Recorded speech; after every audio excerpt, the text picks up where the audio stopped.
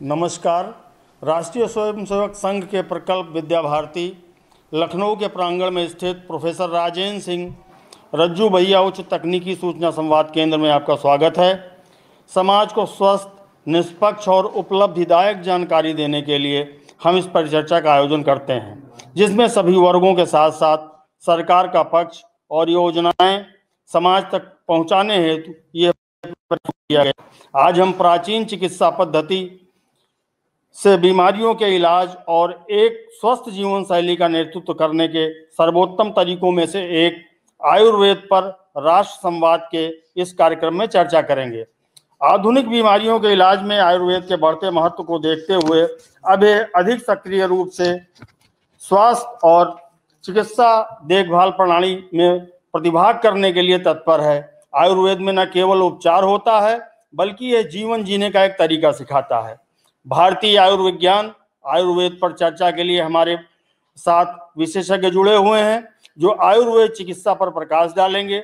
राष्ट्रीय वनस्पति अनुसंधान केंद्र के वरिष्ठ वैज्ञानिक किसानों की सहायता से इस प्राचीन पद्धति को और कैसे विस्तार दिया जाए एवं औषधियों की खेती पर किसान अपने आप को कैसे संपन्न कर बनाएं, इस विषय पर चर्चा होगी। भारत एवं विदेश में किसानों द्वारा उत्पादित और आयुर्वेदाचार्यों द्वारा शोधित इस विधि से को बाजार कैसे मिले, इस विषय पर औद्योगिक घरानों के प्रतिनिधि चर्चा में हमें बताएंगे। हमारे साथ चर्चा में हमारे मार्गदर्शक विद्या भारती अखिल भारतीय शिक्षण संस्थान के राष्ट्रीय सह संगठन मंत्री श्रीमान यतीन्द्र जी भाई साहब विशेष तौर पर उपस्थित हैं।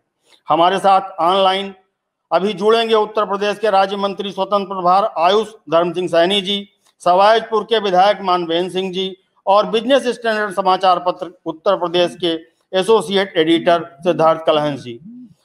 और स्टूडियो में आयुर्वेद निदेशालय के निदेशक डॉक्टर अशोक दीक्षित जी, राजभवन के पूर्व आयुर्वेदाचार्य doctor Sushankar Tripathi ji, Indo American chamber of commerce के पदाधिकारी मुकेश बहादुर सिंह जी, वरिष्ठ वैज्ञानिक वनस्पति अनुसंधान केंद्र आनंद अखिला चर्चा में हमारे साथ मौजूद हैं।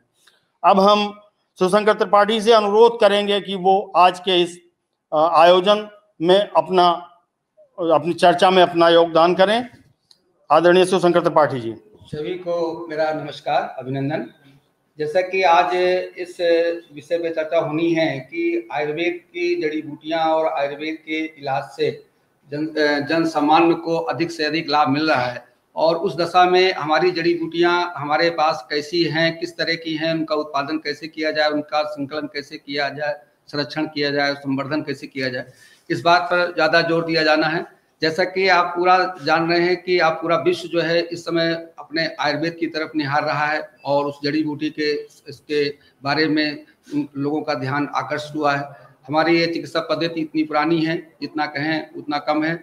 और दूसरी बात ये भी है कि ये हमारी प्राकृतिक संपदा के रूप में हमें जंगलों से प्राप्त होती थी। कुछ जो दशकों में जो है अंधाधुंध अटान के कारण से और वन खत्म होते गए, और वनों की जो है इस होने के कारण से हमारी ये प्राकृतिक संपदा धीरे धीरे कम होती गई। और दूसरी बात ये है कि जो भी हमारी औषधियाँ थी, उनका पहले वैद्य लोग उनको जंगलों से एकत्र करके इकट्ठा करते थे और उनकी औषधियाँ बनाते थे, उनकी गुणवत्ता रहती थी। अब क्या है कि इस कार्य को हमारे कुछ जो है जो कहना चाहिए कि जो इसके जो परचेज करता हैं या विक्रेता हैं या औषधियों की जो है जो खरीद फरोख्त करते हैं, उन्होंने अकुशल जो है लोगों को उसमें लगा दिया, जो इसके औषधियों के बारे में जानते भी नहीं है, जिनको उनके गुणों के बारे में नहीं मालूम है, उस औषधि को कब उखाड़ा जाए और कब उसका प्रयोग किया जाए। उस हर एक औषधि का एक वीर कार्य होता है कि जिस समय उसको उखाड़ा जाए या उस समय उसको तोड़ा जाए तो उसकी औषधियों की गुणवत्ता उसमें बनी रहे। तो अकुशल लोगों के कारण से जो है इन औषधियों की जो है जो लेने की जो कलेक्ट करने की जो बात थी, वो जो है बहुत ही मतलब जो है विकृत होती गई, और उसके कारण से जो है अवांछनीय औषधियां जो मतलब उसके नाम का सही गुण उपयोग नहीं है मालूम, या कोई औषधि वो नहीं है, उसकी जगह पे दूसरी औषधि बाजार में विकृत हो रही है।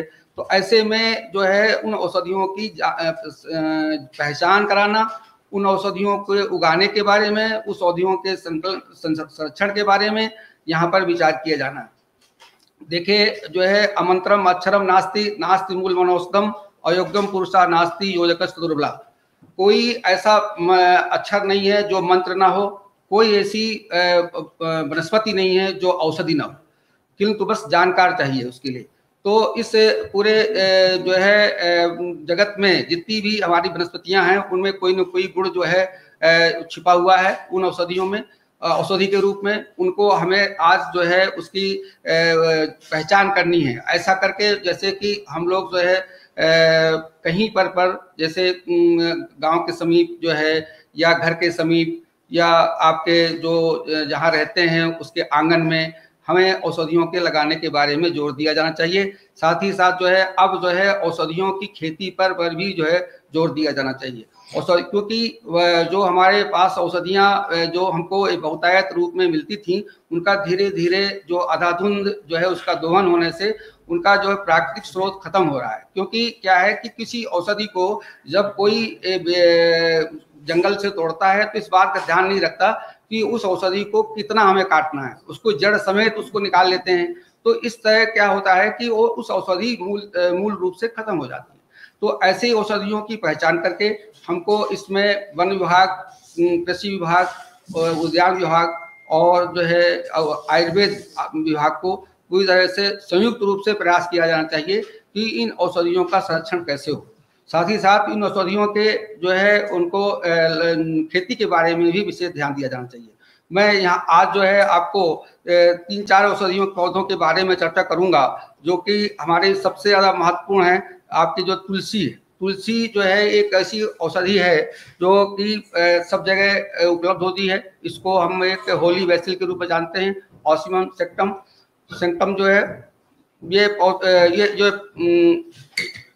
ये 2 प्रकार की होती है, तुलसी रामा और श्यामा। तुलसी जो है के जो गुण हैं वो बहुत ही कहना चाहिए एंटीवायरल, एंटीबैक्टीरियल, एंटी फंगल, बहुत सारे ऐसे गुण हैं जिसके कारण से तुलसी को घर घर में प्रयोग किया जाता है। तुलसी अपने घरों पे लगाई जाती थी पारंपरिक रूप से, और आज जो है तुलसी की खेती की जा रही है तुलसी की चाय के रूप में। और तुलसी के जो बीज होते हैं वो बहुत ही शक्तिशाली, एक देखा जाए तो जो है शक्तिवर्धन में और अनेक प्रकार के टॉनिक्स में प्रयोग किए जाते हैं। तुलसी के जो है वो चाय के रूप में अदरक और तुलसी, लेमन ग्रास मिला करके चाय पीने का है। तो तुलसी का जो है जो विपणन है वो आज के टाइम में बहुत ज़्यादा है। आज हमें इस दृष्टिकोण से बात करनी है कि तुलसी हम क्यों लगाएं। तुलसी की खेती आज जो है बहुत सारे हमारे उत्तर प्रदेश के क्षेत्र में, आजमगढ़ इलाका है या बुंदेलखंड में कुछ कंपनीज जो है उसका खेती कराती हैं और तुलसी को यहाँ से कलेक्ट करके तुलसी चाय के रूप में जो है हमारे टी बैग्स में या इससे पैकिंग करके उसको विक्रय किया जा रहा है। तो इसलिए तुलसी की खेती पर हम जोर दे सकते हैं कि तुलसी आज जो हमारा आयुष काढ़ा भी जो है भारत सरकार ने जो चिन्हित किया हमारे कोरोना काल में जो है उसको कोरोना के उससे दूर रहने के लिए या कोरोना को ठीक करने के बारे में या उसके संक्रमण से बचने के लिए, तो उसमें तुलसी मेन इंग्रेडिएंट, सबसे ज़्यादा तुलसी की मात्रा ही है उसमें। दूसरा आपको हमें गिलोय के बारे में बताऊंगा। गिलोय भी जो है गुरुस कहते हैं इसको, और गुलेचा टेंसोफोरिया टेनोस्पोरा कार्डिफोलिया, ये भी जो है एक क्लाइंबर है। और इस क्लाइंबर का जो है पूरा गांव में हमारे जो है चाहे नीम का पेड़ हो चाहे आम का पेड़ हो, ये एक जो है लपटी हुई जो है और पूरे जो है गुच्छे के रूप में जो है पूरे पेड़ पे लटकी हुई रहती है और कई तरह से जो है जंगलों में ये बहुतायत रूप में उपलब्ध है। और इस साल जो है जो एक रिपोर्ट्स हैं जो बताती हैं कि सबसे ज़्यादा गिलोय का प्रयोग जो है पूरे साल में जितनी खपत होती थी उन 4 महीने में इधर जो है 6 महीने में जो है सबसे ज़्यादा गिलोय की खपत हुई है। गिलोय जो है इम्यूनो बूस्टर है, इम्यूनो मॉड्यूलेटर भी है और शरीर में रोग प्रतिरोधक क्षमता को बढ़ाता है और यह किसी भी प्रकार के ज्वर को दूर करता है, शरीर में आई हुई कमजोरी को दूर करता है। यदि गिलोय के रस को जो है शहद के साथ लिया जाए तो किसी प्रकार का बुखार ठीक हो सकता है। गिलोय के तने का प्रयोग किया जाता है और तने में एक प्रकार का स्टार्च निकलता है जिसको गिलोय सत्व कहते हैं। और गिलोय सत्व जो है आयुर्वेद की औषधियों में बहुत सारी औषधियों में इसका प्रयोग किया जाता है। गाउट में, जो इसे वात रक्त कहते हैं, गाउट में गिलोय और गुग्गुल के बने हुए मिश्रण से हम इस बीमारी को ठीक करते हैं। वहीं गिलोय सत्व से जो है हम अनेकों प्रकार के जो है बुखार को ठीक करते हैं, डायबिटीज को ठीक करते हैं। तो गिलोय बहुत ही उपयोगी है और गिलोय को जो है का संरक्षण होना बहुत आवश्यक है। गिलोय देखिए बहुत सरल है इसको लगाना, और गिलोय के पत्ते जो है बिल्कुल पान की तरह होते हैं, और ये बहुतायत रूप से पूरे गांव के आसपास सब जगह जहां पर भी झाड़ियां हैं या पेड़ हैं, और नीम की में जो चढ़ी हुई गिलोय होती है वो बहुत महत्वपूर्ण होती है। यहाँ ये बताना आवश्यक है कि नीम के गुण भी उसमें समाहित हो जाते हैं उसके बेल में। तो यदि नीम की गुर्च होती है, गुर्च भी कहते हैं गांव में, और गिलोय भी कहते हैं, और उसी का नाम अमृता भी है। तो ये हमारी जो है महौषधि है। भारत सरकार ने, आयुष मंत्रालय ने इस औषधि को सबसे इस महौषधि के रूप में जो है इसको चिन्हित किया है। ये गिलोय जो है ऐसी औषधि है, और इस गिलोय का काढ़ा जो है आपका किसी भी वायरल फीवर में, किसी प्रकार के जो है रोग प्रतिरोधक क्षमता बढ़ाने में शरीर की, इसका बहुत बड़ा रोल है।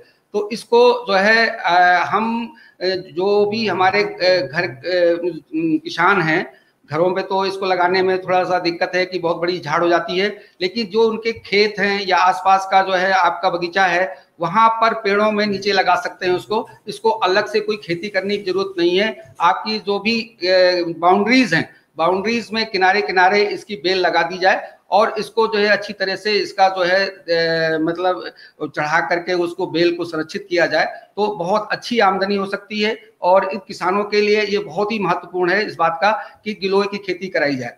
तीसरा मैं पौधा आपके लिए जो लाया हूँ, हरसिंगार। हरसिंगार जो है देखिए, ये जो है ऐसी को नाइट जैस्मिन भी कहते हैं, और निक्जेंथस एर्बोटिस्टिस इसका बोटेनिकल नेम है। ये जो है समस्त भारतवर्ष में एक झाड़ी नुमा वृक्ष है, जो कि सब जगह मिलता है, और इसके जो है फूल सभी जानते हैं कि इसका पेड़ की पहचान यही होती है कि रात में इसके फूल खिलते हैं, और सुबेरा सूर्योदय के पहले इसके फूल सब जमीन पे झड़ जाते हैं।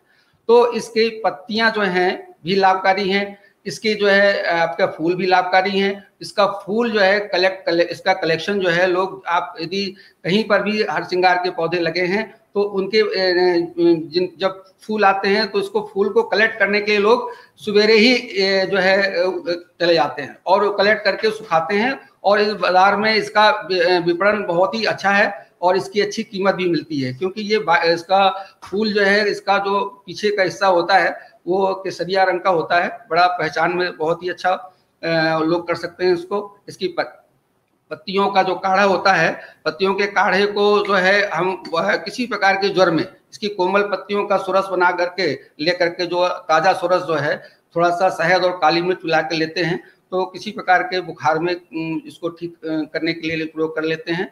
साथ ही साथ जो है जो वात रोग होते हैं, जो हम लोगों के जो है आयुर्वेद में सबसे जो है महत्वपूर्ण अर्थराइटिस और इस तरह की जो चीज़ें होती हैं, हम लोगों के यहाँ जो है आमवात की जो तकलीफ होती है, लोगों को पीड़ा होती है दर्द के कारण से, उसको दूर करने के लिए इसका प्रयोग किया जाता है। और विशेष रूप से सियाटिका जो ग्रेसी जो है, जो नाड़ी होती है, उसमें जो दर्द होता है, इसके 11 पत्तों का काढ़ा जो है बना करके पिया जाए तो, और उसमें 1 चुटकी सौंठ मिला करके, तो निश्चित रूप से जो है आप 21 दिन का सेवन करें, निश्चित रूप से जो है सियाटिका में आराम मिलेगा।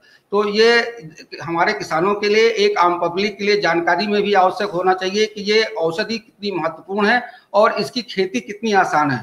तो हम लोग सुन रहे थे डॉक्टर त्रिपाठी को, जिन्होंने हमें कुछ औषधीय पौधों के गुणों के बारे में बताया। हमारे साथ विधायक माधवेंद्र प्रताप सिंह जी और लोकेंद्र प्रताप सिंह जी जुड़ चुके हैं, उनसे भी अभी हम उनके पास भी चलेंगे, उनसे भी बात करेंगे। तब तक हम डॉक्टर आनंद अखिला से बात करते हैं, क्योंकि प्रदेश और देश की सरकारें जो हैं वो चाहती हैं किसान आत्मनिर्भर बने। सरकारी नौकरियां हमारे पास इतनी नहीं हैं कि हम पूरे के पूरे 125 करोड़ से आए युवाओं को, जो 10, 20, 25 करोड़ हों, सबको नौकरी दे सकें। तो इसलिए भी आवश्यक हो गया है कि कृषि निर्भर, औषधि निर्भर खेती की जाए। इस विषय में हम डॉक्टर आनंद अखिला से अनुरोध करेंगे कि वो इस पे प्रकाश डालें और बताएं कि हम किस तरह से जो है वो किसान हमारा आत्मनिर्भर बने, किस किस चीज की खेती हमारे क्षेत्र उत्तर प्रदेश के विभिन्न क्षेत्रों में की जाए, कि औषधियां पैदा हों और उन औषधियों को लाकर किसान आयुर्वेद के शोधकों से, आयुर्वेद के शोधकर्ताओं से, आयुर्वेदाचार्यों से बात करके उसको कैसे और उपयोगी बना के धना लाभ पा सकता है। डॉक्टर आनंद अखिला कृपया बताने का कष्ट करें। अभी आप लोग डॉक्टर त्रिपाठी जी से आपने 2 औषधीय पौधों के बारे में सुना और हम लोग काफी कुछ जानते भी हैं तुलसी और गिलोय के लिए, लेकिन मैं खासकर अपने किसान भाइयों के लिए थोड़ा सा बताना चाहूँगा कि हमारे प्रदेश में, अगर हम प्रदेश स्तर पे बात करें तो गेहूं, धान, आलू, तरह तरह की सब्जियां, खासकर यही सब उत्पादन विशेषकर हो रहे हैं। और जो अब टाइम आ गया है और लोगों को पता भी बहुत लग रहा है आयुर्वेदा के बारे में, तो मैं कुछ औषधीय पौधे जो आसानी से हमारे यहाँ हो जाते हैं उनके नाम आपको बताना चाहूँगा, एक लाइन में उनका थोड़ा सा गुण बताना चाहूँगा। देखिए, एक तो बहुत एलोए वेरा काफ़ी आप लोग सुनते हैं, ये आजकल औषधीय पौधों में पहले नंबर पर आता है क्योंकि इसको इस्तेमाल किया जाता है तमाम कॉस्मेटिक सौंदर्य प्रसाधनों में और ये पेट के लिए और इन जनरल हेल्थ से अपने स्वास्थ्य के लिए बहुत लाभदायक है। एलोए वेरा में के लिए उगाने में कुछ विशेष प्रयास नहीं करना है, जो क्योंकि हमारा किसान आजकल जो किसान है हमारा, वो आजकल निर्भर हो जाता है कि बारिश के ऊपर पानी बरसने पे कभी बाढ़ आती है, कभी सूखा पड़ता है। तो ये जो पौधा है, ये इसमें कुछ विशेष करना ही नहीं होता है, बहुत देखभाल की बहुत कम जरूरत है, तो एलोए वेरा कर सकते हैं। और इसके अलावा जो हमारे यहाँ आराम से हो जाती हैं चीजें, वो ब्राह्मी है, शतावरी है। ब्राह्मी, शतावरी, अश्वगंधा, ये नाम भी आप लोगों ने काफी सुना होगा, जो कि हमारे को इम्यूनिटी प्रदान करता है। आजकल कोरोना के टाइम में इम्यूनिटी की भी बहुत बात हो रही है और अश्वगंधा की सेल भी बढ़ गई है। और इस तरीके से स्टीविया एक पौधा आया है जो कि डायबिटीज में नेचुरली यूज किया जा रहा है और इसकी खेती भी बहुत जगह हो रही है, इसके भी मार्केट में पाउच वगैरह आना शुरू हो गए हैं। फिर सदाबहार है, ये भी आप लोग जानते हैं, जो कि थोड़ा वो गुलाबी बैंगनी सा फूल होता है और इससे जो दवाइयां बनती हैं कैंसर के, तरह तरह के कैंसर के प्रयोग में आती हैं। और आंवला तो जानते ही हैं, एक ट्री होता है, एक वृक्ष से छोटा होता है। आंवले की डिमांड भी अब और भी बढ़ गई है, हमेशा से रही है। तो ये कुछ औषधीय पौधे हैं जिनको लगा करके अब आप उसके ऊपर डाइवर्ट किए कर सकते हैं। कुछ चीजें मैं खास बताना चाहूंगा कि जो किसान हमारे उतने अभी क्योंकि परिचित नहीं है औषधीय पौधों को उगा करके और फिर फाइनली बेचने के लिए, तो इसके लिए जब ये मेरी सुझाव है मेरा कि जब इस तरीके की खेती की प्लानिंग करें तो ये जरूर निश्चित कर लें कि इसको कहाँ बेचना है, क्योंकि ये आपको मंडी में जाकर के ऐसे तो कोई नहीं खरीदेगा आपसे। तो सबसे अच्छी बात ये रहेगी कि कहाँ पे ये कंज्यूम होना है, कौन सी कंपनी है जो आयुर्वेदिक चीजें बना रही है, उनसे संपर्क में आए। हो सकता है बीच में आपको किसी की आवश्यकता पड़े जो कि आपका बीच में मतलब टाई अप करा सके कंपनी से, तो ये सुनिश्चित कर लें कि आपको जो आपकी फसल होगी वो कहाँ बेची जाएगी। और हमारे यहाँ लखनऊ में 2 संस्थान हैं, केंद्रीय औषधीय सघन पौधा संस्थान, जहाँ पे इन पौधों को उगाने की सारी जानकारी मिल जाती है, वहाँ पे पौध भी मिल जाती है और तरह तरह के आयोजन वहाँ पर होते रहते हैं, तो वहाँ संपर्क कर सकते हैं। और नेशनल बोटेनिकल रिसर्च इंस्टीट्यूट, राष्ट्रीय वनस्पति अनुसंधान केंद्र, वहाँ पे खास करके फूलों की खेती के बारे में जानकारियां दी जाती हैं। फूलों की भी बहुत डिमांड हो रही है, वो भी संक्षेप में सुन लीजिए। जैसे ग्लैडियोलस है, रजनीगंधा, जो शादी ब्याह में तो अब खपत बहुत ज्यादा बढ़ गई है, भले ही अब ये एक कोरोना के माहौल में कुछ महीनों के लिए थोड़ा सा कम हो जाएगा, लेकिन ये समय तो हमेशा ऐसा ही रहेगा। तो फूलों की खेती के बारे में भी विचार करें। तो ये कुछ हट करके चीजें हैं जो किसानों को करना चाहिए, और इसमें जो रूटीन आमतौर से जो फसलें होती हैं उनसे कहीं ज्यादा लाभ है। और भी अगर नया कुछ करना चाहते हैं तो बोनसाइज के लिए है, कैक्टस हैं। मैं हमेशा यही कहता हूँ कि कुछ ऐसी चीजें बनाए जिनमें कि धनार्जन बहुत ज्यादा हो। तो ये इन बातों के साथ अभी और भी वक्त है, मैं अपनी बात खत्म करना चाहूंगा, और यदि कोई बात तो। हमारे साथ सवायजपुर के विधायक माधवेंद्र सिंह जी हैं, वो बहुत सुदूर से आते हैं, देहाती ग्रामीण इलाके से आते हैं। विधायक जी, क्या आप ये बता पाएंगे कि आपके क्षेत्र में कुछ जगह लोग औषधीय पौधों की खेती कर रहे हैं, या अगर नहीं कर रहे हैं तो सरकार की ओर से आपने उनको प्रेरित करने के लिए अगर कुछ किया हो तो अपने प्रयासों के बारे में बताएं। जी भास्कर जी, प्रणाम सभी लोगों को। और हमारे क्षेत्र में काफी किसान, चूंकि हमारा क्षेत्र है पूरा देहात का ही क्षेत्र है, रूरल क्षेत्र है। यहाँ काफी किसान औषधि खेती करते हैं, जैसे हमारे यहाँ तुलसा की खेती होती है, मेंथा की होती है, अकरकरा की खेती होती है, मकोई की खेती होती है। इस प्रकार की बहुत सारी खेतियां हमारे यहाँ होती हैं। और अब हमारे यहाँ लोक भारती के माध्यम से प्राकृतिक खेती भी लोगों ने शुरू की है। उसमें इन फसलों की प्राकृतिक खेती भी हम लोग करना चाहते हैं, लेकिन बाजार की बड़ी दिक्कत आती है, क्योंकि हमारा क्षेत्र सुदूरवर्ती क्षेत्र है और ये बाजार यहाँ नहीं उपलब्ध हो पाता। ये बहुत बड़ी दिक्कत है। दूसरी, हमारी विधानसभा क्षेत्र में बहुत सारा एरिया गंगा के किनारे का एरिया है, जहां पर उत्तर प्रदेश सरकार और भारत सरकार दोनों के प्रयास चल रहे हैं कि गंगा जी के दोनों तटों पर 2 किलोमीटर पर औषधि खेती कराई जाए, ऐसी खेती कराई जाए जिससे कि नदियों को वनस्पति है जो उनका संतुलन है वो बिगड़े नहीं। और इसमें हमारे क्षेत्र के लिए बहुत सारा महत्वपूर्ण हो सकता है। आपके सुझाव जो अभी डॉक्टर साहब बता रहे थे बहुत अच्छा, हम लोग नोट भी कर रहे हैं। और हमारे साथ कई लोग बैठे हुए क्षेत्र के, हमारे डॉक्टर प्रवीण सिंह है जो पूसा आयुर्विज्ञान संस्थान के निदेशक भी हैं, उनसे भी मेरी वार्ता, मेरे साथी बैठे हुए हैं। तो ये लोग भी मिलकर के हम लोग ऐसा एक कार्यक्रम बनाना चाहते हैं जो सरकार की अभियान चला गंगा जी के किनारे वाले गांव में। लगभग हमारी विधानसभा का 35 किलोमीटर ऐसा एरिया है जो गंगा जी जहां से निकल के जा रही है, एक साइड में हमारा क्षेत्र पड़ता है। तो वहां हम सब लोग औषधि खेती करना चाहते भी हैं। और आप लोग जो सुझाएंगे, जैसे डॉक्टर ने गिलोय के बारे में बताया या तुलसा के बारे में बताया या अन्य जो भी इस तरीके की खेतियां होंगी, हम लोग अपने क्षेत्र में किसानों को जोड़ेंगे और एक कार्यक्रम कराने का प्रयास करेंगे। साथ ही चूंकि देहाती क्षेत्रों में दिक्कतें तो हैं, सरकार की मंशा भी है किसानों की इनकम बढ़े 2022 तक, उसके नाते बहुत सारे अभियान भी चल रहे हैं। कृषि मंत्रालय के द्वारा बहुत से फार्मर समूह बना करके लोगों को आगे बढ़ाया जा रहा है। तो मैं समझता हूँ ऐसे समूह भी मैं बनवाने का प्रयास करूंगा जो एफपीओ है, जिसमें केवल औषधि खेती किसान करें और उससे अपनी आर्थिक सम्मति लें, केवल उनका उपयोग हो और बाजार में उनकी बिक्री हो। इस तरीके की अगर कोई सुविधा या कोई प्रयास आप लोगों के द्वारा हम लोगों को मिल सकते हैं या डॉक्टर साहब सुझाएंगे तो उसमें हम लोग मिलकर के चलेंगे और वहां जोड़ेंगे, जो मार्केट मिले लोगों को और उससे इसका लाभ हो, उससे हमारे किसानों की समस्या हल हो, बेरोजगारी जो किसानों की आर्थिक रूप से सुदृढ़ हो किसान हमारे, और जो नए नौजवान लोग नौकरियों के लिए भागते हैं वो नौजवानों के लिए अपने गांव में ही रोजगार उपलब्ध हो। आपने देखा होगा कोरोना जैसी महामारी आई, इसमें सारे रोजगार फेल हो गए, लेकिन कृषि क्षेत्र एक ऐसा क्षेत्र रहा जो बराबर चीना के खड़ा, बराबर खेती के माध्यम से भारत की जो अर्थव्यवस्था है वो संचालित भी हो रही है। और हम लोग विशेषकर उत्तर प्रदेश में खेती की बहुत ज्यादा 70% से अधिक किसान जीविका के लिए अपनी खेती पर ही निर्भर होते हैं। तो ऐसे में ये औषधि खेती का महत्व हम लोग समझेंगे और उसका हमारे भाई किसान भाई उससे जुड़ेंगे तो निश्चित रूप से हमारे क्षेत्र के जो ग्रामीण लोग हैं उनका लाभ मिलेगा। और आपका जो कार्यक्रम है निश्चित रूप से बहुत ही सराहनीय कार्यक्रम है, इसके माध्यम से हम लोगों को जानकारियां मिलेगी और हम अपने क्षेत्र में ऐसे कार्यक्रम शुरू करेंगे जिससे लोगों को, हमारे किसानों को भी ये औषधि खेती का महत्व पता लगे और हम लोग औषधि खेती करके लाभान्वित हो सके। जी भास्कर जी। में आपको विस्तार से हमारे साथ मुकेश बहादुर सिंह जी हैं, अधिकारी हैं Indo American PhD chamber of commerce के। ये अभी आपको इन सबसे बाद में इनसे हम बात करेंगे क्योंकि बाजार के विषय में इनसे अच्छी जानकारी हमें कोई नहीं दे सकता।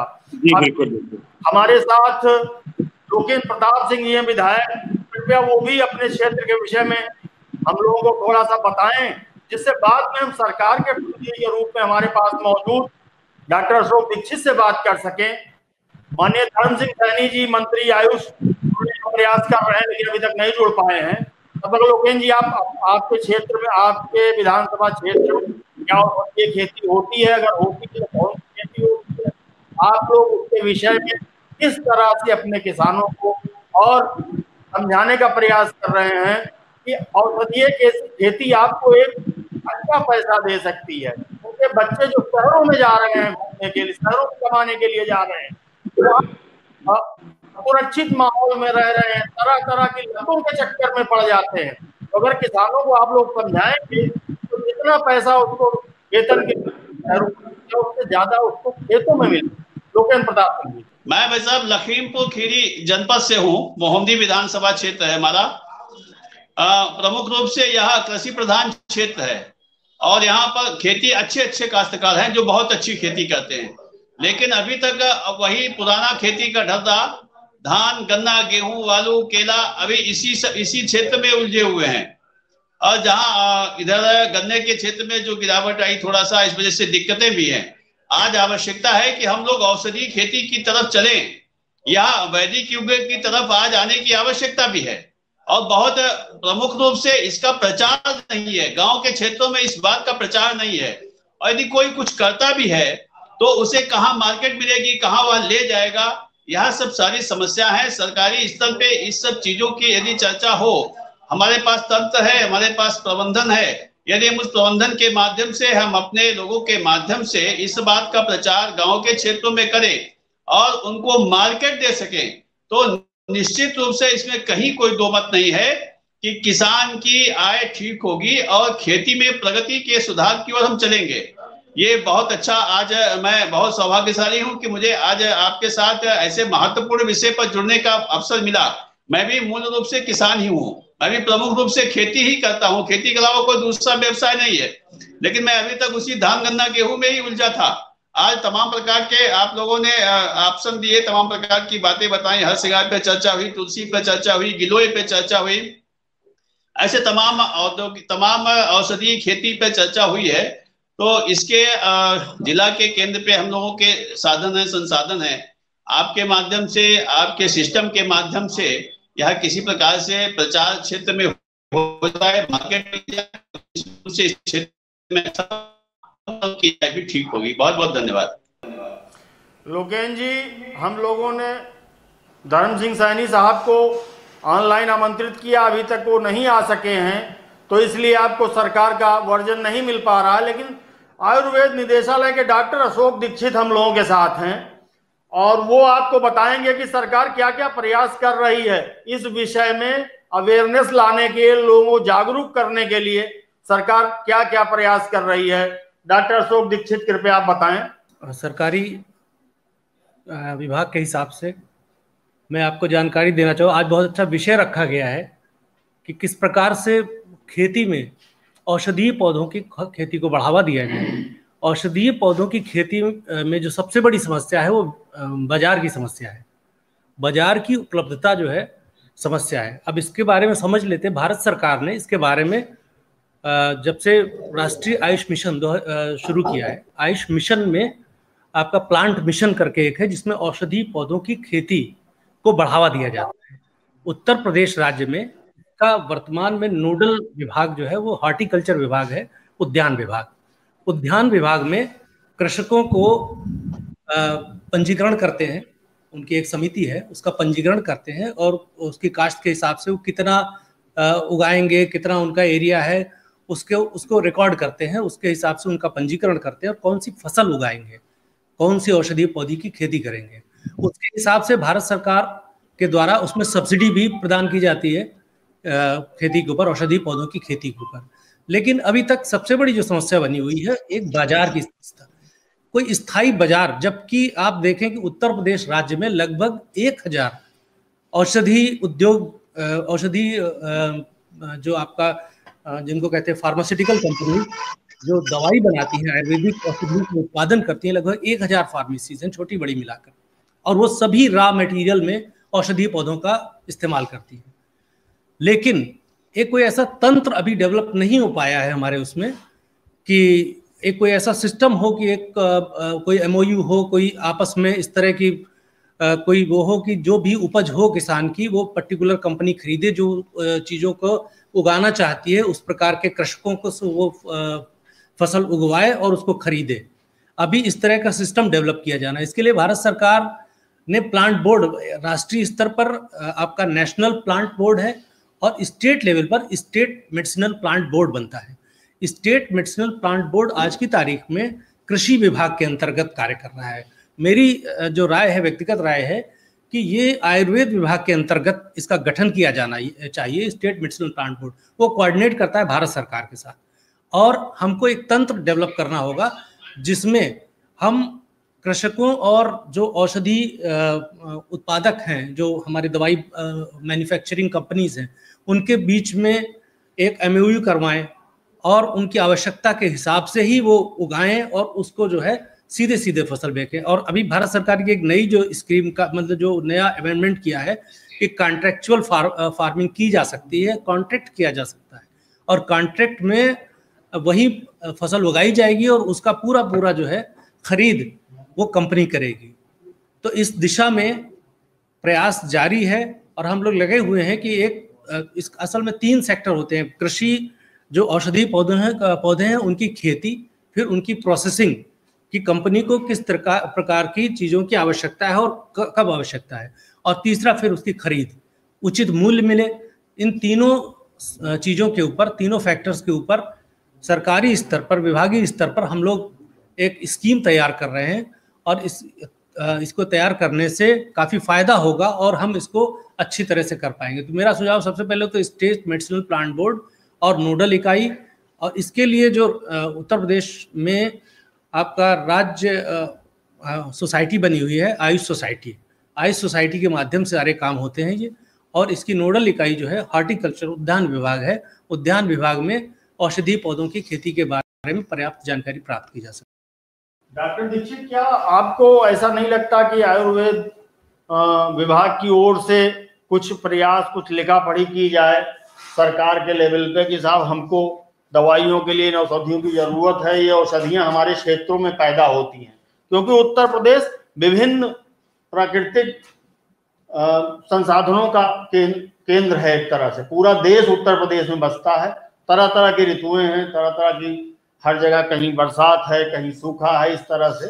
तो औषधीय पौधों के लिए क्या आप लोगों ने कभी ये जरूरत नहीं समझी कि आप लोग अपने मंत्री जी के माध्यम से, क्योंकि आयुष मंत्री वही हैं, स्वतंत्र प्रभार मंत्री हैं, तो क्या इस तरह का कोई प्रयास आपको लगता है कि करना चाहिए अब निदेशालय के स्तर से? क्योंकि कच्चा माल तो आपको चाहिए ही होगा, तो कृपया इस पर थोड़ा सा प्रकाश डालें। आवश्यक रूप से ये प्रयास बहुत जरूरी है, क्योंकि जैसे जैसे सरकार का ध्यान आयुष या मतलब इधर कोविड के दौरान आयुर्वेद की जो भूमिका रही है, जिसमें आयुर्वेदिक जो औषधियां हैं उनकी इतनी अच्छी भूमिका को देखते हुए अब एक बहुत बड़ा बाजार, बहुत बड़ा उपभोक्ता डेवलप हो रहा है, जिसके लिए अब हम लोग तो शुरू से उसमें थे कि इसको तंत्र को विकसित करना पड़ेगा पूरा, कि किसान क्यों नहीं उसको उगाता है, क्योंकि उसको उस तरह की मार्केट उपलब्ध नहीं है अभी तक कि वो अपना जो प्रोड्यूस है उसको सही मूल्य में जो है वो बेच सके। इसके लिए हम लोग प्रयास कर रहे हैं कि अब जो है स्टेट मेडिसिनल प्लांट बोर्ड को आयुर्वेद विभाग के अंतर्गत जो है उसको पंजीकरण करवाएं और इसकी नोडल इकाई आयुर्वेद विभाग को बनाया जाए, और आयुर्वेद विभाग जो है वो जो औषधि बना रहे हैं, निर्माता हैं, जो कंपनियां हैं, उनके साथ एक संवाद करे और संवाद करके एक इस तरह की प्रक्रिया डेवलप करे कि जिस एरिया में जो कंपनीज हैं, जैसे वैद्यनाथ है, बहुत बड़ी कंपनी है, डाबर है गाजियाबाद क्षेत्र में, उन क्षेत्रों में जो भी औषधियां हो वो कंट्री जो उसके हब्स भी डेवलप हो रहे हैं। तुलसी कहाँ उगेगी, अब तो सिंगल ड्रग्स भी बहुत ज़्यादा उपयोग में लाई जा सकती है। गुड़ूची का बहुत ज़्यादा उपयोग है, तुलसी का बहुत ज़्यादा उपयोग है, इस तरह की मुसली है, आपका अश्वगंधा है, बहुत सारी चीज़ें हैं जिनका बाजार बहुत बड़ा है। बस आवश्यकता सिर्फ बात की है कि इनको किस तरह से जो है औषधि निर्माता कंपनियों के साथ जोड़कर और इनकी उपज को सही इस्तेमाल किया जा सके, सही मूल्य मिल सके। हमारे साथ डॉक्टर शिवशंकर त्रिपाठी जी हैं, बहुत लंबी सेवा दी उन्होंने आयुर्वेद को, और राजभवन के चिकित्सा अधिकारी रहे, आयुर्वेद के प्रभारी रहे, वहाँ इन्होंने धन्वंतरी वाटिका लगाई। तो हम डॉक्टर शिवशंकर त्रिपाठी से ये पूछना चाहें, क्या कभी सरकार ने आपके सेवा में रहते हुए या बाद में ऐसे कोई प्रयास नहीं किए जिससे किसानों को प्रेरित करके खेती कराई जाए और उनको बाजार मुहैया कराया जाए? डॉक्टर शिवशंकर त्रिपाठी जी। जी, जैसा कि अभी डॉक्टर दीक्षित जो हैं उन्होंने बताया कि मेडिसिन प्लांट बोर्ड और जो है एक आयुष मिशन के द्वारा, नेशनल जो आयुष मिशन है वो सीधे आयुष विभाग के अंदर ही है, और मेडिसिन प्लांट बोर्ड भारत सरकार का है, और भारत सरकार की वो भी इकाई है और ये भी इकाई। मेडिसिन प्लांट बोर्ड जो है एग्रीकल्चर डिपार्टमेंट में है, और अन्य प्रदेशों में जिस तरह मेडिसिन प्लांट बोर्ड काम कर रहा है वो उत्तर प्रदेश में इतने सालों से मुझे तो कोई भी जो है उसका मतलब जो कहना चाहिए डेवलपमेंट नहीं दिखाई पड़ा। इस कारण की जो है वो कृषि विभाग के पास इतना सारा और काम है कि वो मेडिसिन प्लांट बोर्ड पे इतना ध्यान केंद्रित नहीं किया। जबकि हम लोगों ने जो है, जब मैं भी आयुष मिशन का सलाहकार रहा हूँ, डॉक्टर दीक्षित भी रहे हैं, और मैं शासन की मीटिंग में अक्सर मैं कोई भी ऐसी मीटिंग नहीं होती थी जिसमें मैं रहता रहा हूँ। उस समय मेडिसिन प्लान बोर्ड में की मीटिंग्स में जब वहाँ के अधिकारियों को बुलाया जाता था तो वो अधिकारी जो है पूरा ये प्लान तो करते थे लेकिन उसको अप्लाइड नहीं करते थे। तो मुझे याद है कि मिस्टर मुकेश गौतम थे वहाँ पर, उन्होंने जो है, मैंने उनसे कहा भी और उन्होंने कुछ लिटरेचर छपवाए और ये किया वो किया, लेकिन जो एक जमीनी जो काम होना चाहिए वो नहीं किया। और मध्य प्रदेश में अन्य स्टेट्स में जो है मैंने देखा कि मेडिसिन प्लान बोर्ड के माध्यम से हजारों किसान, आज राजस्थान में उदाहरण है, बहुत सारे ऐसे किसान जो हमारे संपर्क में हैं जिन्होंने जो है खेती करके अपनी मतलब आय मतलब जो है 10 गुनी से लेकर के 100 गुना तक कर लिया। आप जो सोच नहीं सकते हैं कि कितना आय इसमें बढ़ सकती है।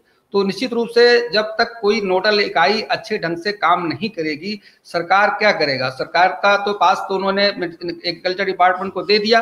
एग्रीकल्चर डिपार्टमेंट इतने सालों से कोई भी उस पर जितना करना चाहिए, जितना योगदान देना चाहिए, उसने नहीं दिया। दूसरी बात जो है, अभी डॉक्टर दीक्षित ने बताया, मैं चूंकि मैं भी शासन में रहा हूँ और एक बराबर मैं भी कार्य करने में उसी तरह मेरा उत्साह मेरा रहा है। तो चूंकि धन्वंतरि वाटिका 2000 में स्थापित की गई थी, तो इसी अवधारणा की सोच थी कि जो है औषधि पौधों के ज्ञान को कैसे जन जन तक पहुंचाया जाए।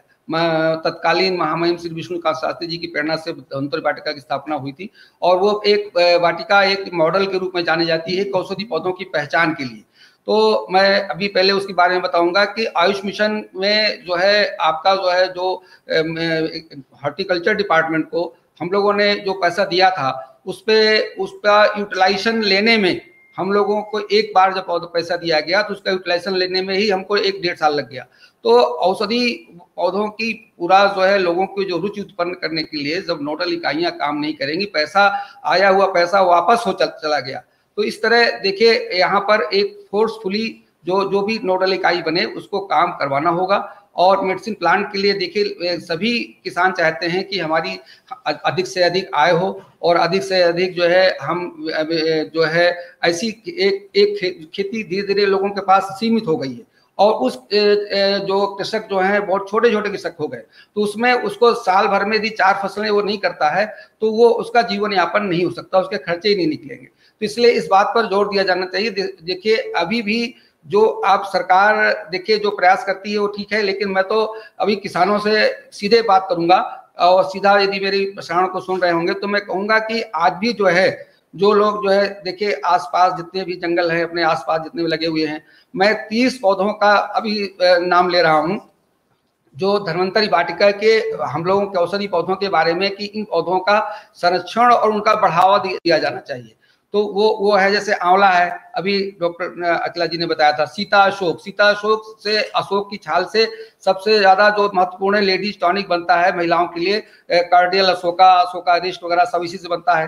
नीम का जैसे मैंने आपको बताया था, अभी बताने जा रहा था, नीम जो है देखिए एक गांव का एक जो है कहना चाहिए कि एक दवाखाना के रूप में जाना जाता है। उसकी जैसे नीम की छाल भी आपके लीवर के लिए भी फायदेमंद है, आपकी स्किन के लिए भी फायदेमंद है, ब्लड प्यूरिफायर भी है, आपकी निम्बोली उसकी जो है बीज जो है उसका डायबिटीज के लिए भी है, आपकी नीम की पत्ती जो है आपका कीटनाशक के रूप में प्रयोग किया जा रहा है। और दूसरी बात है कि मीजल्स खसरा और इसमें जो है उसके लोगों के पत्तियां बिछा करके उसको लिटाते थे। तो नीम का इतना वाइड रोल है कि नीम की खेती करने की जरूरत नहीं है। नीम की खेती आप हर किसान के पास यदि नीम के 2 पेड़ हैं तो उसकी साल में कम से कम 2 लाख रुपए की आय हो सकती है, क्योंकि उसकी निम्बोली को इकट्ठा करना, उसके बीज को बाजार में, आज ऐसा नहीं है कि लखनऊ में इतने सारे व्यापारी हैं, किराना हैं और वहां पर मांग नहीं है और क्या उसकी खपत नहीं हो रही है। लोग आढ़तिया के माध्यम से, बस इतना जरूर है सरकार को इस बात का प्रयास करना है कि जो बीज के बिचौलिए जैसे किसानों को पूरी आय नहीं मिल पा रही,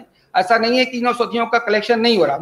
मैंने इस बात पे सर्च किया है कि औषधियों का कलेक्शन हो रहा है और उन औषधियों का कलेक्शन बाजार तक पहुंचता है, लेकिन किसान को उसका पूरा लाभ नहीं मिल रहा। तो हर किसान यदि 2-2, 3 नीम के पेड़ जो आपके मेड़ पे भी लगा सकता है और आंगन में भी लगा सकता है। और अर्जुन देखिए एक जो है ऐसा ट्री है कि जो कहीं पर उसको पानी की जरूरत नहीं है और आसानी से लग जाता है और वो सालों साल जो है आपको कीमत देगा। नीम की छाल जो है उसकी अर्जुन की छाल से जो है हार्ट डिजीज के लिए जो है और लीवर के लिए और बोन्स के लिए, हड्डी मजबूत करने के लिए बहुत जरूरी है। बेल आज आप देखिए कितना लोग जागरूक हो गए हैं, बेल का जो है गूदा लाभकारी है, बेल के पत्र जो है डायबिटीज के लाभदायक है।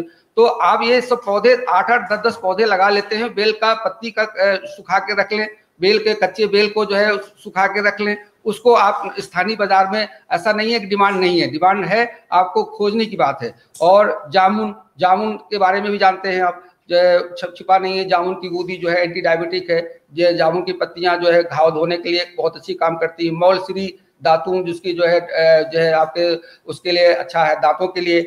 और मीठी नीम, करी पत्ता, आज जो है दक्षिण में देखते हैं जितने भी आपके साउथ डिश बनती है उसमें नीम का करी पत्ता रहता है।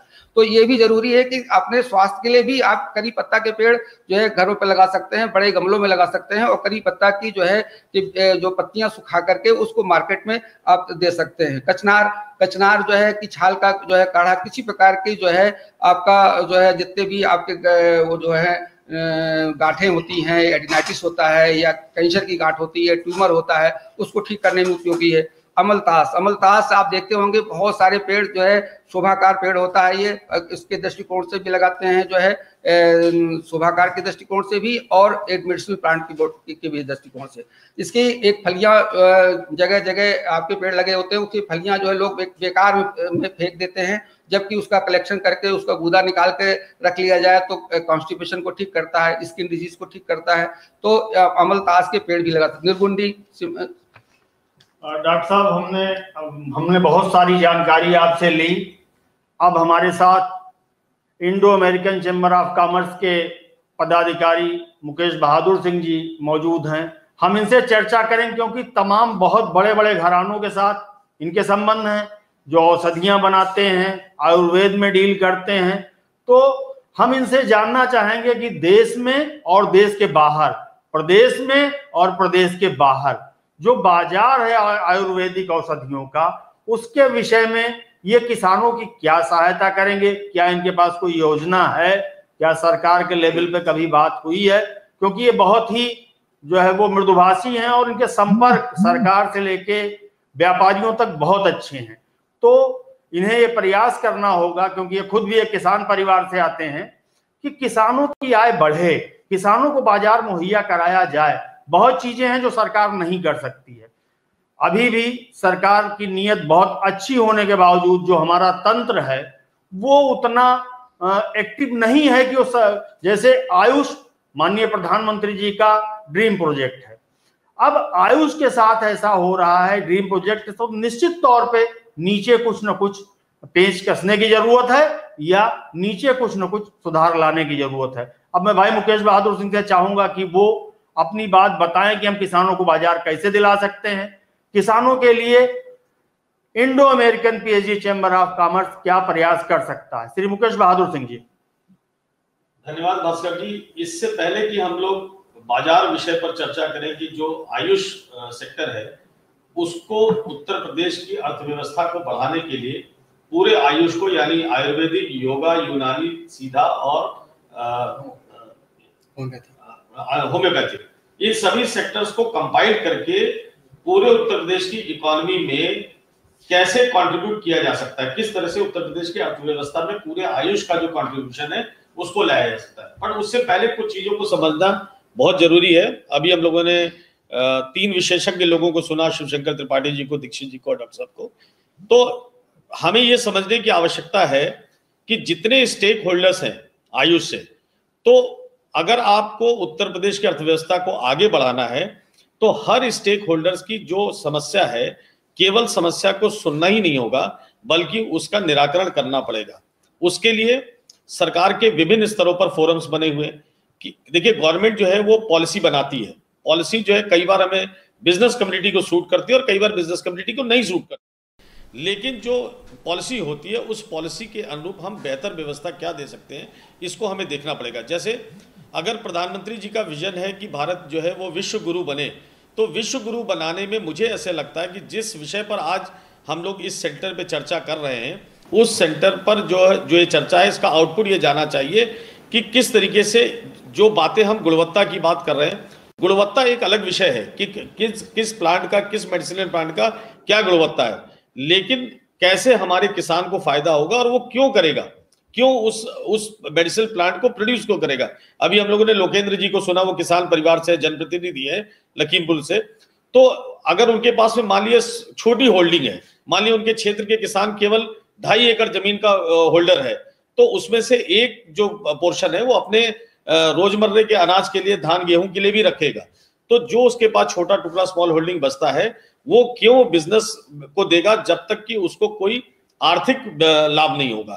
तो समझना ये होगा पूरी तरीके से कि गुणवत्ता हम सब समझते हैं, प्राचीन काल से भारत में जितने भी ये मेडिसिनल प्लांट्स हैं इनकी गुणवत्ता से हर परिवार वाकिफ है। हम लोग जो है हमेशा गुड़ की चाय पीते हैं, हमेशा शहद का प्रयोग करते हैं, हर चीज का करते हैं। तो ये देखना है। और जैसे कि अभी थोड़ी देर में मैं 1-2 प्लांट एग्जांपल के तौर पे बताता हूं बाजार के एंगल से, कि तुलसी की ही ले लीजिए आप। बुंदेलखंड में तुलसी का उत्पादन होता है, आजमगढ़ में तुलसी का उत्पादन होता है।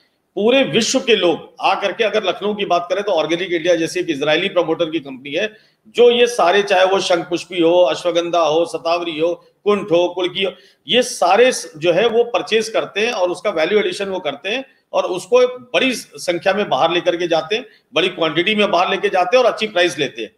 तो बाजार को समझना होगा और वो कभी ना सरकारें नहीं कर पाती है, वो बिजनेस कम्युनिटी उसको समझती है, इंडस्ट्रीज उसको समझता है। वो किसान को उससे ये मतलब नहीं है कि आपने जो उसको फूल की खेती करने के लिए कहा, उस फूल से क्या गुणवत्ता है, ये किसान को समझने की आवश्यकता नहीं। किसान तो ये देखेगा कि भाई आपने मेरे से कॉन्ट्रैक्ट फार्मिंग किया, आपने मुझे बोला कि 1 एकड़ में तुलसी का पैदावार करो, तो हमें इसका भाव क्या मिलेगा। और उस भाव का कंपैरिजन जो है वो धान और गेहूं के साथ जो फसल है उनके साथ में करता है। तो अगर उसको 1 एकड़ में धान और गेहूं 30,000 रुपए सालाना देता है और वही अगर वो तुलसी की पैदावार करता है, शतावरी की करता है, अश्वगंधा की करता है, तो उसको 30 एकड़ से ज्यादा अगर उसको आय होती है तो निश्चित रूप से वो उसको आकर्षित करती है। और ऐसी स्थिति में बिजनेस कम्युनिटी और किसान के बीच में, जो आप लोगों के जैसे दीक्षित जी कई मेडिसिनल बोर्ड्स की बात कर रहे थे, इन लोगों का रोल इंपॉर्टेंट हो जाता है कि दोनों को कनेक्ट करने के बीच में जो पॉलिसीज हैं, एज पर पॉलिसी, जैसे कॉन्ट्रैक्ट फार्मिंग अभी तक अलाउड नहीं थी, अब वो कॉन्ट्रैक्ट फार्मिंग भी फ्लेक्सिबल हो गई है नई एग्रीकल्चर पॉलिसी में। तो ये सरकार और उनके जो बोर्ड्स हैं वो ब्रिज का काम करते हैं। तीसरा जो सबसे इंपॉर्टेंट बात हो जाती है कि ऐसे सेंटर्स जहां पर आपने परिचर्चा रखी है, इससे के माध्यम से करोड़ों लोगों तक आप जो है विशेषज्ञों की बात, इंडस्ट्रियल सेक्टर की बात और गवर्नमेंट की बात, तीनों को ले जाकर के आप लोगों को समझाने का, उन्हें शिक्षित करने का वो करते हैं कि भाई अगर आप अपनी छोटी होल्डिंग्स में से भी आप ये पैदावार करोगे तो इससे आपको आर्थिक लाभ होगा। जो प्रधानमंत्री जी का विजन है 500 ट्रिलियन इकोनॉमी का, जिसमें हमारे उत्तर प्रदेश के मुख्यमंत्री जी 1 ट्रिलियन इकोनॉमी की तरफ जो है उनका ये है कि अगले 5 सालों में उत्तर प्रदेश की जो अर्थव्यवस्था है वो 1 ट्रिलियन इकोनॉमी की तरफ जाए। तो 1 ट्रिलियन इकोनॉमी तक ले जाने में अगर हम सिर्फ किसी सरकार को कर्ज करें या हम बोर्ड्स को करें या गवर्नमेंट के डिपार्टमेंट्स करेंगे तो ऐसा नहीं हो सकता। हम सबका सामूहिक दायित्व ये बन जाता है कि जो किसान है कैसे हम उसको इंडस्ट्रियलाइजेशन की तरफ ले जाएं, कैसे उसको छोटे टुकड़े का भी अगर किसान है तो उसको अच्छा पैसा मिल सके।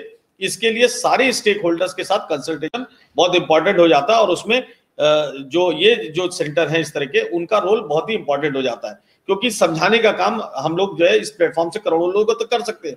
अब आपने पूछा था कि गवर्नमेंट के साथ क्या प्रयास किया, हम लोग जो है वो सारी पॉलिसीज को स्टडी करते हैं। उसके बाद चैम्बर्स का ये उद्देश्य होता है कि किस तरीके से, जैसे मैं इंडो अमेरिकन चैम्बर को रिप्रेजेंट करता हूं, तो आपको पता नहीं है शायद कि आयुष की सबसे बड़ी मार्केट जो है वो यूएस है। जितना प्रोड्यूस, अगर हम मान लीजिए समझने के तौर पे आपको बता दें कि अगर हम $100 की बात कर रहे हैं तो $100 में $60 का कंजप्शन जो है वो अमेरिका करता है और बाकी 40% में पूरा विश्व करता है। तो अगर हम मान लीजिए किसी किसान को, बड़े जो किसान जो है बड़े स्वामित्व वाले किसान है, अगर उनके साथ हम टाई अप करते हैं, इंडस्ट्रीज को लेकर के आते हैं, उनको समझाते हैं, क्योंकि अगर किसी प्रोड्यूस को आपको बढ़ाना है, आप शायद दीक्षित जी इसको बेहतर समझेंगे कि अगर किसी प्रोड्यूस को बढ़ाना है तो उनको एजुकेट करना पड़ेगा और बिजनेस कम्युनिटी को आकर के उनको इस बात के लिए तैयार करना पड़ेगा कि वो इसको प्रोड्यूस करे।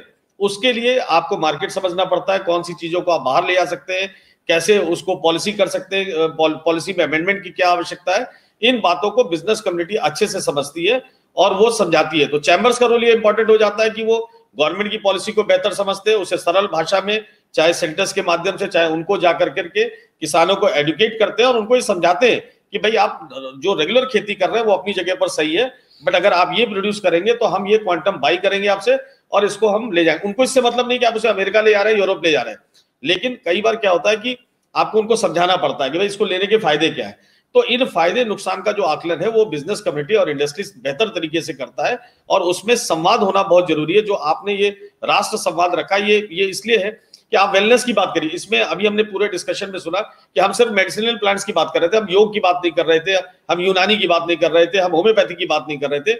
अगर योग को देखें आप तो वेलनेस मार्केट ही इतनी बड़ी मार्केट है कि पूरे विश्व का आदमी हमारे भारत आता है और वो आकर करके जो है मेडिकल टूरिज्म की बात हम लोग उसमें करते हैं, वो यहाँ आता है, नेचुरोपैथी करता है आकर करके और बहुत सारे। तो वेलनेस भी एक बड़ी मार्केट है, होम्योपैथिक घर घर में होम्योपैथिक का यूज होता है वो भी बड़ी। तो हम लोगों को ये आवश्यकता है कि इंडस्ट्रियल चैम्बर्स जो गवर्नमेंट के साथ संवाद करें, उनकी पॉलिसी को स्टडी करें और बड़ी संख्या में जाकर करके किसानों को इस बात के लिए तैयार करें कि हम भाई ये एक्स कंपनी। पहले हम लोग सुनते थे कि जैसे मान लिया अगर आप इसी इंस्टीट्यूशन की, आप अपने इंस्टीट्यूशन की बात करें तो पहले आप प्रचार प्रसार नहीं करते थे, बट समय के साथ आपने परिवर्तन किया और समय के साथ आपने क्या एफर्ट किया है भारत की इकोनॉमी को बढ़ाने के लिए, भारत की दशा को सुधारने के लिए, वो एफर्ट आप लोगों तक लेकर के जा रहे हैं।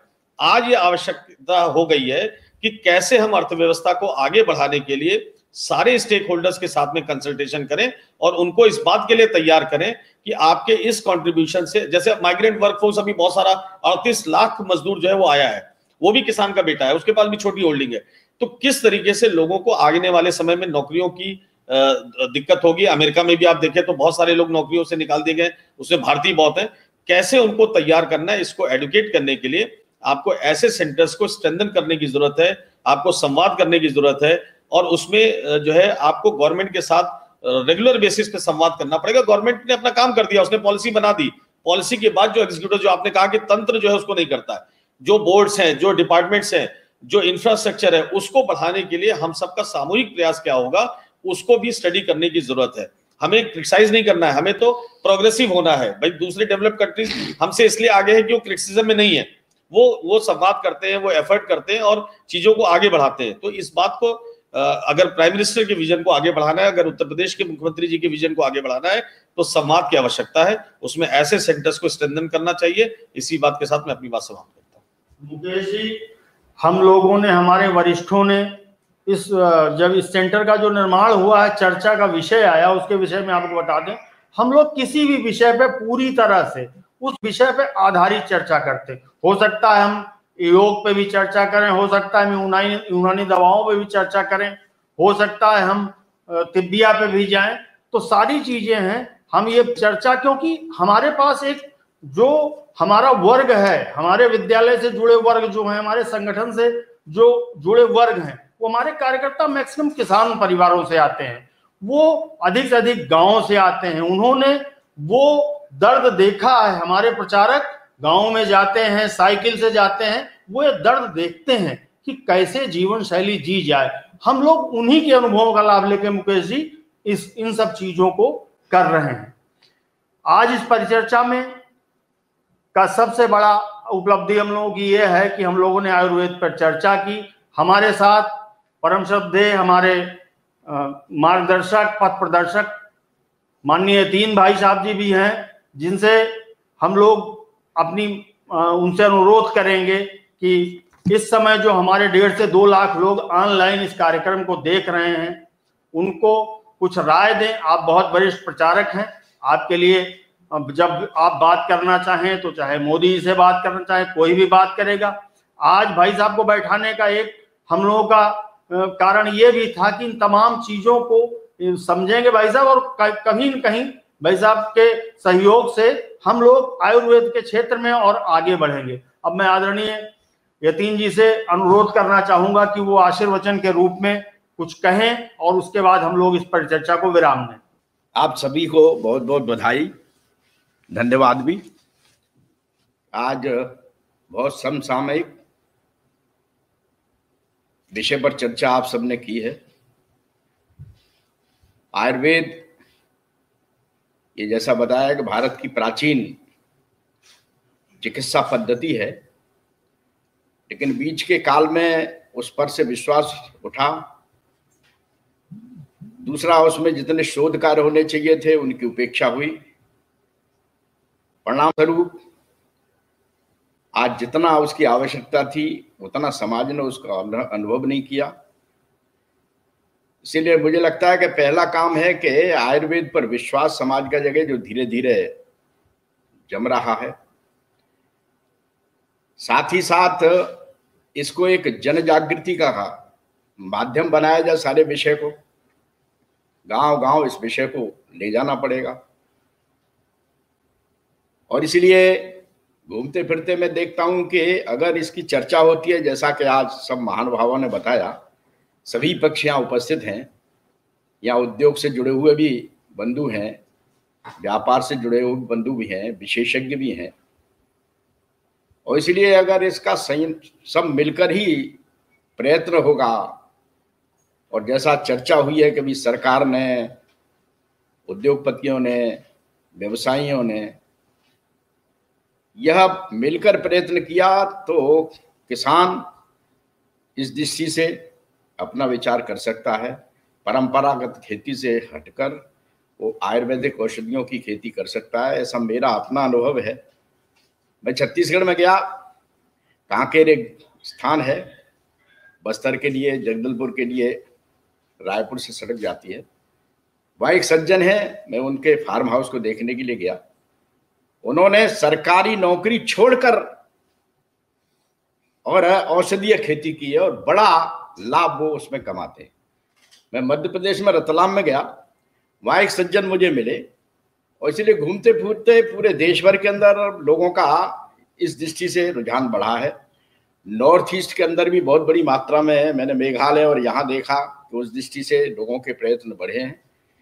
ये अगर प्रयत्न बढ़ाए जाते हैं तो जहाँ यहाँ आज हम इस बात की चर्चा कर रहे हैं कि किसानों की आय कैसे बढ़े, मुझे लगता है वह तो महत्वपूर्ण है ही भारत जैसे कृषि प्रधान देश के लिए, क्योंकि भारत को ये जाना जाता है कि ऋषि प्रधान भी है और कृषि प्रधान भी है।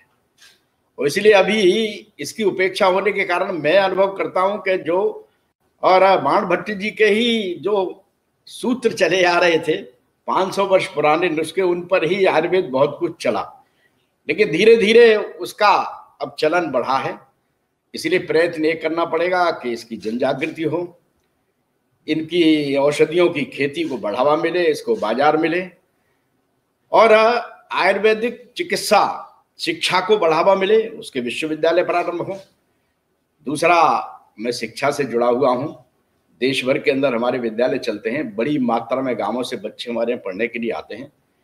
मेरा अनुमान है कि लगभग 1 लाख गांवों से बच्चे हमारे विद्यालयों के अंदर पढ़ने के लिए आते हैं। बड़ी मात्रा में किसान उससे जुड़े हैं। इसलिए विद्या भारती भी ये प्रयत्न कर ही रही है और भी करेगी।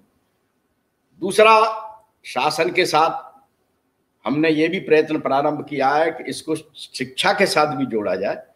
इस सारे पाठ्यक्रम का अंग अगर बनेगा तो वास्तव में यह समाज का बहुत बड़ा हित होगा, देश का होगा, देश के किसानों का होगा, और बहुत बड़ी सेवा ये मानव जाति की हो सकती है इस चिकित्सा पद्धति के माध्यम से, क्योंकि सस्ती भी है, विश्वसनीय भी है, और रोगों को जड़ से समाप्त करने वाली चिकित्सा पद्धति है।